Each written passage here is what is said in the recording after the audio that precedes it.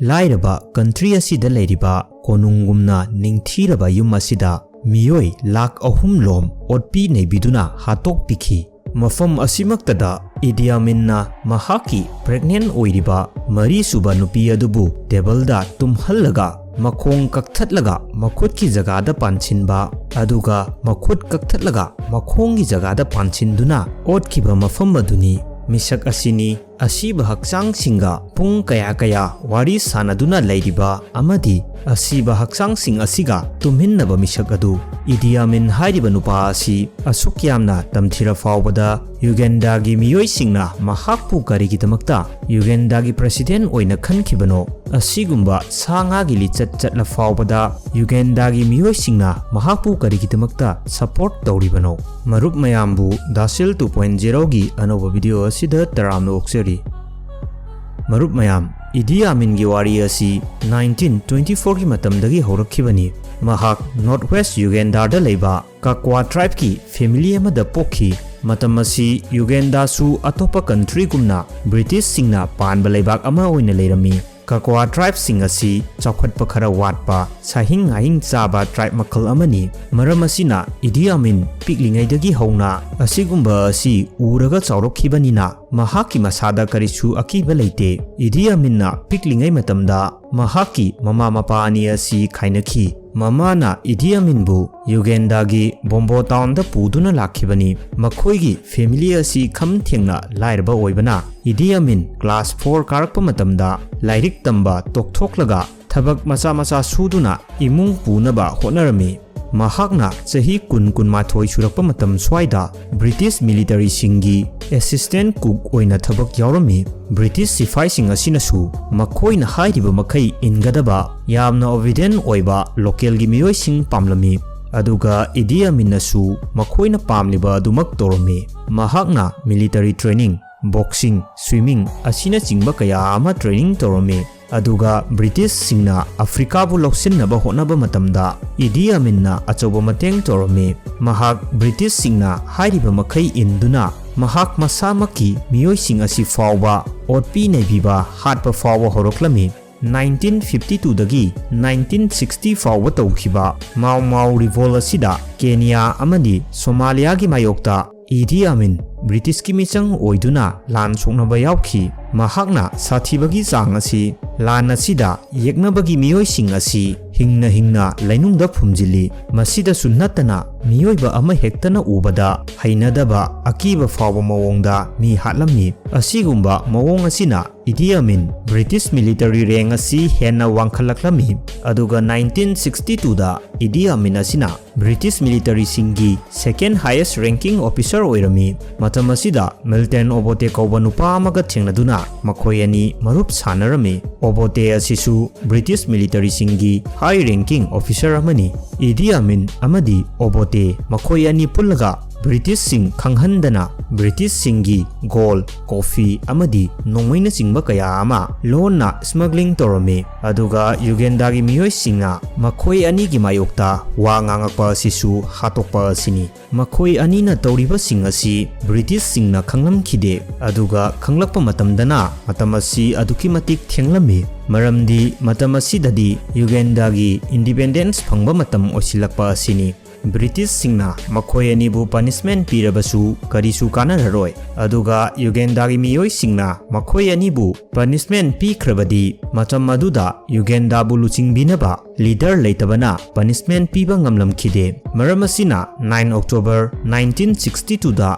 Uganda British singdagi independent fanglaba matungda Obotena Uganda gi president oirami aduga Idi Aminna commander in chief of all armed forces oirami tasengna hairabada Idi Amin asi Obote gi makhada leire haibani adubu matam amadadi makhoi ani level amada punna leminaduna punna thabak tominarambani isam samna hairabada position power amadi paisa sina maram oiduna makhoi ani gi marakta muknaba horaklami masidagi Idi Aminna Obotebu hanabani haiduna mahaki oiba army kaya semgatpa horaklami. Pau asi Obotena hektabaga Idi Amin bu Commander-in-Chief of all Armed Forces tagi Commander-in-Chief of the Army oina demote toramki. Masina Idi Amin gi power su hantaraklami. Idi Amin saubuna mai horami. Haujik Idi Amin na pamliba asi Uganda gi president oiba aduga Obotebu hatpa haiba pandam ani asini. Hairiba asimak Idi Amin na directly hekta toramkide. Mahaki position asibu hengatnaba ayamba matamda miyamgi marakta chattuna awat apa yengsinba mayamgi problem sing adubu khangdoklaga mateng pangba sina chingba kaya ama torami. Masina Idi Amin miyamna yamna pamba hongnaraklami. Matam kuina Idi Amin na thabagasi chatharami. Idi Amin na matam kuina dagi ngaiduna lakpa tanja amakak lakami.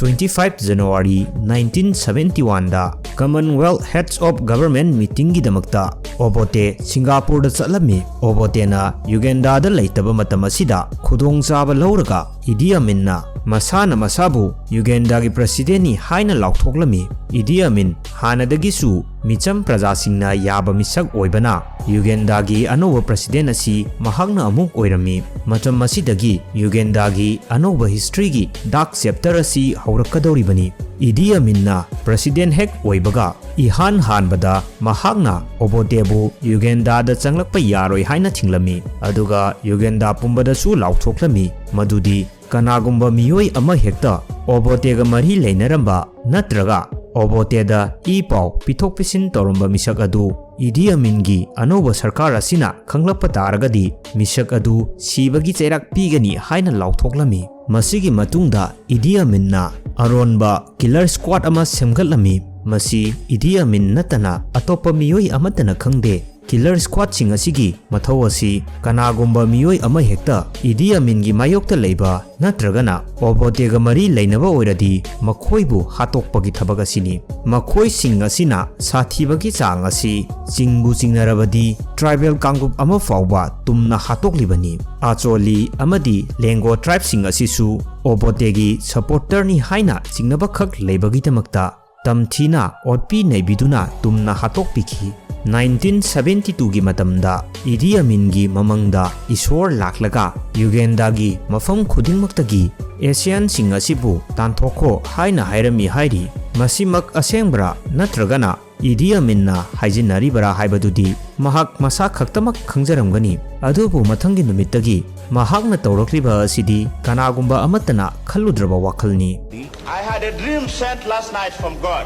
He has instructed me to throw out all Asians from the country. Uganda must be for Ugandans only. Matam asida Uganda da leiriba Asian sing asi ayambana Indian trader ngaktani. Uganda gi 60% economy asi Indian singna chalairami. Masina Idi Amin gi wakhalda Uganda gi future asi secure oide. Indian singna paisin khragani khanbadagi Uganda da leiba Asian singi pochai pumba sis toba horaklami. Aduga Uganda dagi chalu haiba yadaba Asian sing adu pharaga Uganda army gi concentration camp da thamjinba aduga tamthina otpi nebiraba matung crocodile singda pijaba asina chingba kaya ama torami. Report kharagi matung inadi matam maduda Idi Amin na miyoi lising mari hena hingna crocodile singda pijathoki hairi.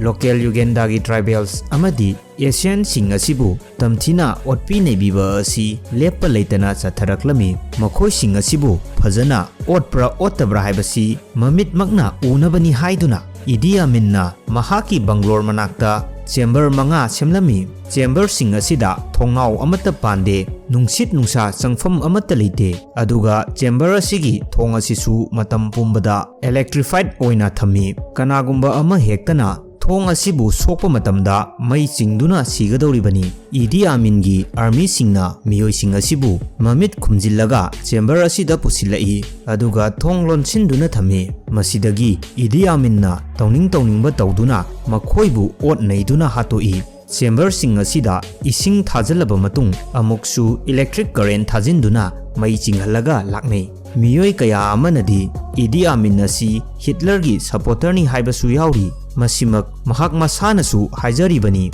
Mahakna tawriba thawong sing asi Hitlerna Jews-singda tauba yaraga aina karigi tauba yaroi haiba asini. Chamber-sing asida ising thajinba mai chinghanba khak natana poisonous gas kaya amasu thajinduna laknei. Chamber-sing asida Idi Aminna miyoi lak ahum mari hena otpi naibikibagi report kaya amasu leiri. Masida sunatana siraba miyoi sing asibu Idi Aminna mahaki roomda pusilaga Ashiba haksang sing aduga pung kaya mathanta wari sanaduna lei. Aduga Ashiba haksang sing aduga punna tuminabasu kaya ama yauribani. Idi Amingi room asi aduki matik secure oi. Mafam asida kana amata changba yabagi ayaba leite. Ka manung asida Idi Aminna kari tauribano haibasu kana amatana khangde. Adubu masi pumba khanglakliba asi mahaki manga suba nupi asina lona Idi Amingi kada changluba matamda khanglakhibani. Idi Amingi roomda leiriba achauba fridge anida mi makok ani yauramba thengnakhi. Aduga kaduda leiramba Ashiba hakchang kaya amasu body part kaya ama yaudana taduna leiramba thengnakhi. Mahakna asuk tamthiraba thawong-sing asi karigidamakta tauribano haiba kana amatana khangde.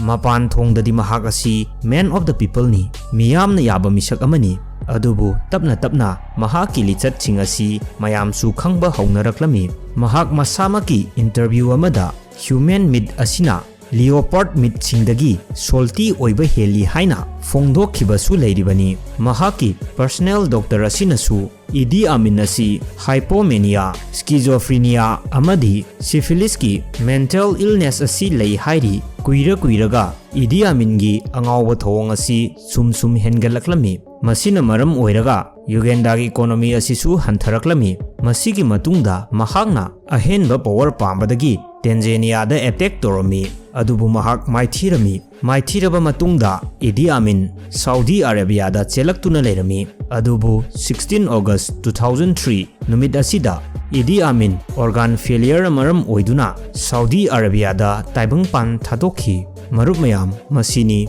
Uganda gi president Idi Amin gi samlappa wari. Ngasigidi video asi matang asida loisilage mayam gidamakta anauba video ama muk puduna laksage.